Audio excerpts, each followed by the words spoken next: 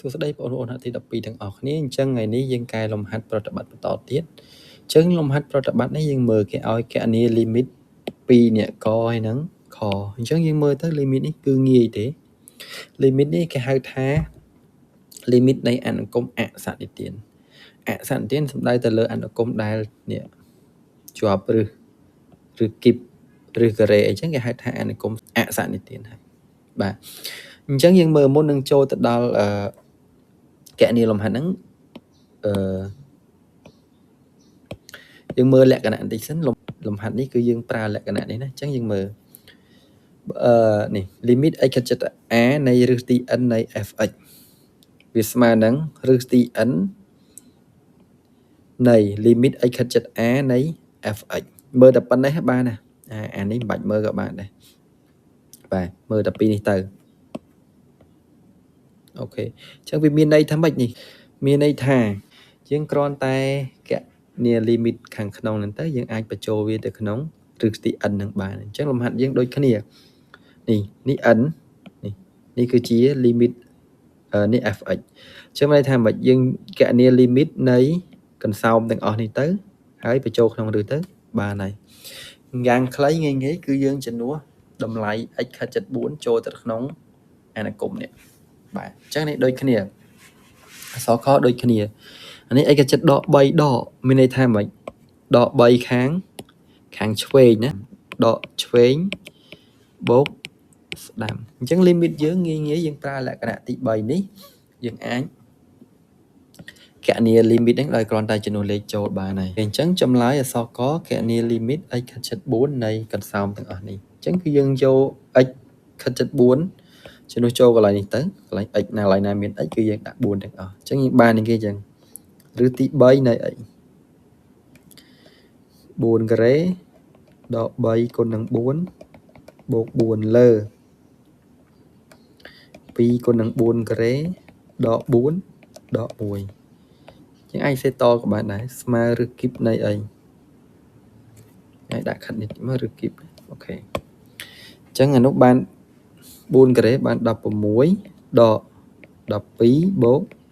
4ក្រោម16 2ដងបាន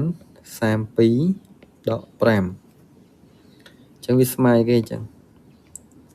ឬគីបលើឃើញអីលើ20 16បូក4បាន20 20ដក12សល់8ក្រោមឃើញមែន32ដក5បាន20 27អញ្ចឹងស្មើនឹងឬគីបនៃគេអនុបាននេះគេ2គីបលើ3គីបចេញមកបាន2លើ3នេះជាចំឡើយអញ្ចឹងអក្សរខយើងមើលអីគេចិត្តដក3ដកបើន័យថាដក3នេះដកមានន័យថាវាខាងឆ្វេងអញ្ចឹងមើលសិនដក3ឥឡូវនេះដក3ដូចជាការ៉េបាន9 9ដក9បាន0ចោលក្រោម2គុណនឹងដក3ការ៉េបូក7គុណនឹងដក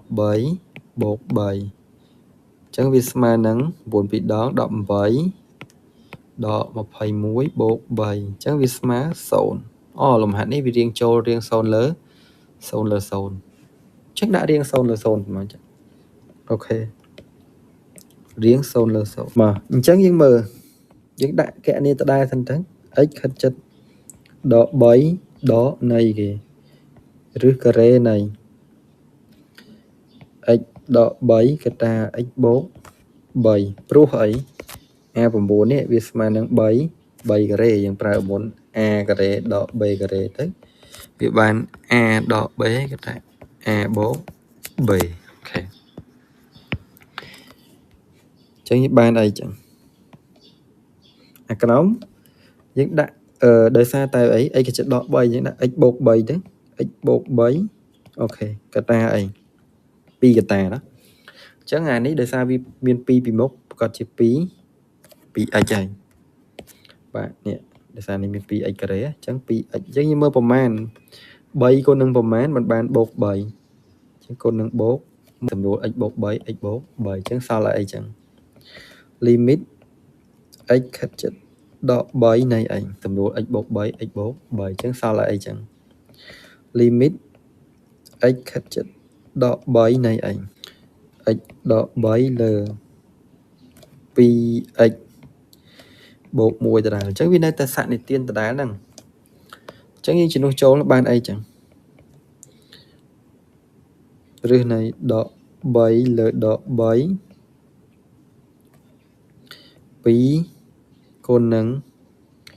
ដក3បូក1អញ្ចឹងវាស្មើគេចឹងឬដក6លើដក5អញ្ចឹងដកចេញដកបានបូកអញ្ចឹងចេញមកបានឬអត់ចេញកើតទេចេញវាបានឬ6បូកឬការ៉េនៃ6លើ5 6លើឬ5គុណនឹងឬ5នេះគុណនឹងឬ5ដែរអញ្ចឹងយើងបានអាក្រោមបាន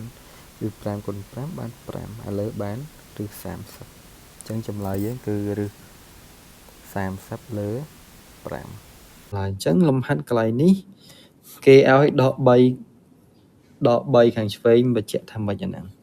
អាម្ដុំហ្នឹងវាត្រូវតែធំជាងឬក៏ស្មើ0អញ្ចឹងបានន័យថាអានេះវាប្រកាសជាតកតទៅនឹងដែនកំណត់របស់យើងហើយបានគេឲ្យបញ្ជាក់សញ្ញាដកមកអូខេអញ្ចឹងវីដេអូយើងចប់តែប៉ុណ្្នឹងបើសិនជាបងប្អូនមានចម្ងល់អីអាច comment ខាងក្រោមវីដេអូនេះបានយើងនឹងជួបគ្នាវីដេអូក្រោយទៀតបាយបាយ